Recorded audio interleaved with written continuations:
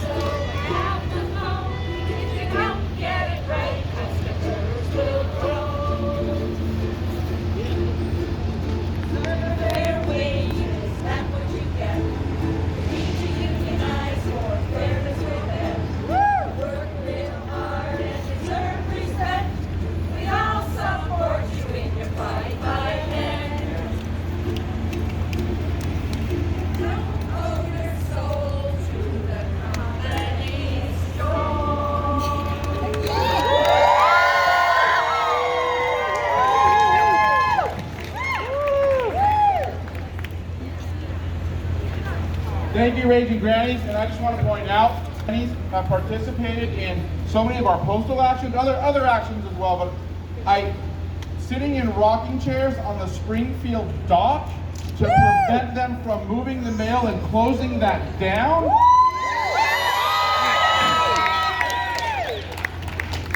They say give back, we say fight back. They say give back, we say fight back. They say give back, we say fight back. They say give back, we say fight back. Fight back! Fight back!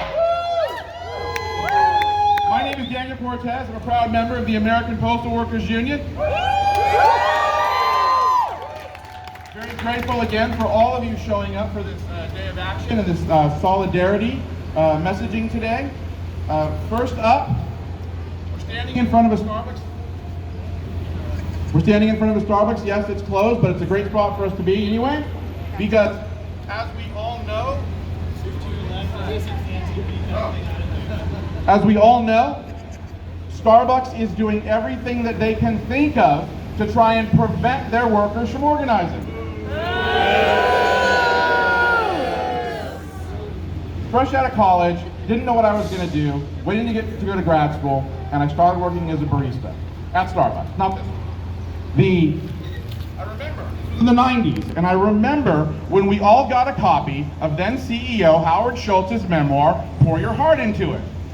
It was, aside from the nonsense, one of the lines that struck me then and still strikes me now is when he was commenting on how proud he was that he busted the union out of Starbucks back then.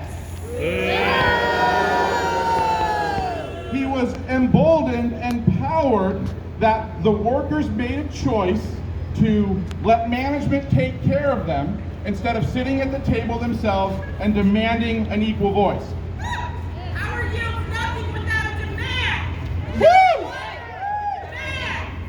Demand. The ironic thing for me right now today, hearing the rhetoric that's come out of Starbucks officially, is that he was more than willing to accept the vote then, but doesn't want to honor the workers' voice and choice now. Stand and say that that is unacceptable, and that we will stand with Starbucks workers as they organize in their workplaces across the country. And up first, I would like to bring Quentin Canta from the Starbucks Workers United to address us.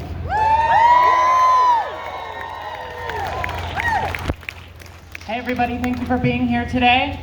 Wanted to provide for you an update, the situation on the ground with SBWU in Portland.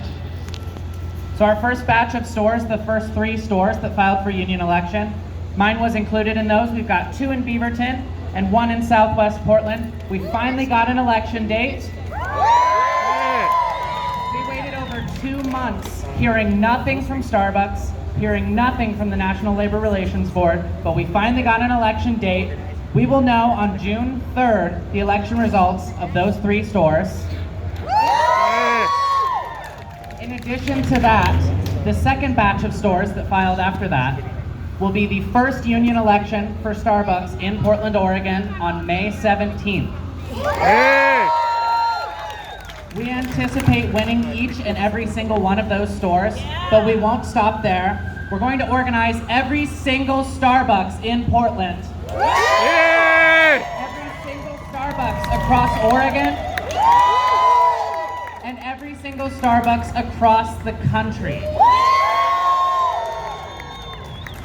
But we're not waging our campaign without pushback from Starbucks. Unfortunately, the other day, we had our first union casualty in Oregon, the first Starbucks worker that was fired by Starbucks for union organizing. Out of privacy for this barista and their family, I'm going to revoke from using his name, but he committed the simple crime of union organizing at a Starbucks. Each and every time that management tore down pro-union literature in the back room, he took it upon himself to put that literature back up so that workers in that store knew that they would not be suppressed by management. But management has been trying. I'd like to give a special shout out to their union busting district manager. Her name is Shelby.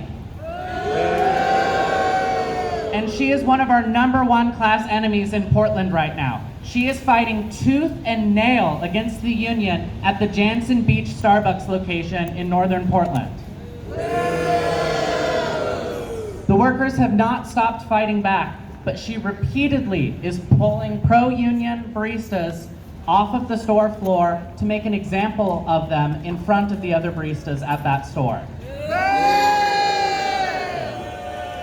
The other day, Portland DSA, of which I'm a member, sent in a contingent of pro-union members into the store to order Union Yes and Union Strong as our names on our drinks. As we've been doing at Starbucks across Portland. We went in there that morning, we sat in there, we took up space, we brought pro-union messaging to display in the store, and we picked the seat right next to Shelby to sit next to her. To which she asked us, "What are you doing here?" What we're doing is supporting workers that are standing up for workplace democracy, for fair treatment in the workplace, and for fair pay. And we're not going to stop, no matter what Shelby does, no matter what Howard Schultz does, no matter what anybody at Starbucks does, we will not stop this fight. We will fight to restore the employment status of that worker at Jansen Beach, of the Memphis 7, and of Starbucks workers across the country who have been fired in the fight that Starbucks is waging against our union. Yeah. We will continue to win stores. Just yesterday, we won another store in union election. We've got 17 states now that have Starbucks represented by Workers United. We're going to reach all 50 states, and we're going to do it with the community's help. I have a couple asks for everyone here today. If you're a union, or if you're a community member and you want to support unionizing Starbucks workers, please visit your local union Starbucks. We've got 11 of them in the Portland area now. Like this one right here. They're not open today, but the managers like to hang out in this store. So if you ever come in,